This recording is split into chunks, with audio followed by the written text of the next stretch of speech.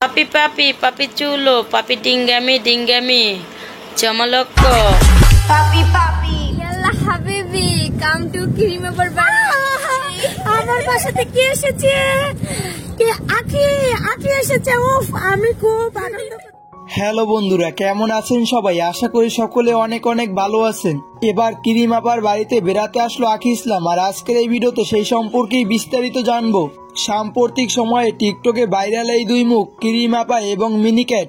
মজার বিষয় হচ্ছে আখি ইসলাম কিরিম আপার সাথে কেনই বা দেখা করবে, যেখানে আখি ইসলামের পজিশন কিরিম আপার থেকে অনেক উপরে। তাই এই ভিডিওটা আখি ফ্যানদের জন্য অনেক ইম্পর্টেন্ট হতে চলেছে, এজন্য এই ভিডিওটা স্কিপ না করে A to Z দেখার ট্রাই করবেন।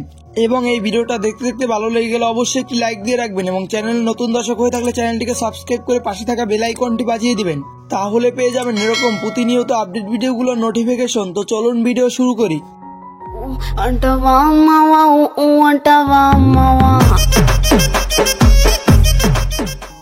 তো আজকের এই ভিডিওর শুরুতে আমি আপনাদের অনেক জল্পনা কল্পনা ক্লিয়ার করে দিতে চাই।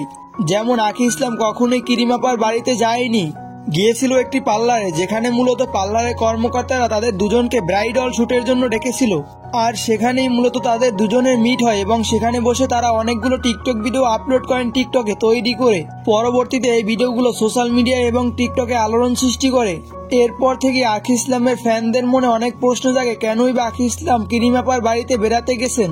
তো বন্ধুরা, আজকের এই ভিডিওর মাধ্যমে হয়তোবা আমি আপনাদের একদম ক্লিয়ার করে দিতে পেরেছি যে আখি ইসলাম এবং কিরিম আপার সাথে কেনই দেখা হয়েছিল বা কিভাবে দেখা হয়েছে।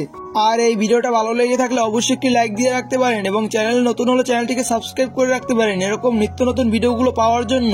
আর আপনি আখি ইসলাম এবং কিরিম আপার ভিতরে কার ভিডিওগুলো কন্টিনিউ দেখেন অবশ্যই কমেন্ট করে জানিয়ে দিতে পারেন। তো ভালো থাকবেন, দেখা হবে পরবর্তী কোনো ভিডিওতে। আল্লাহ হাফেজ।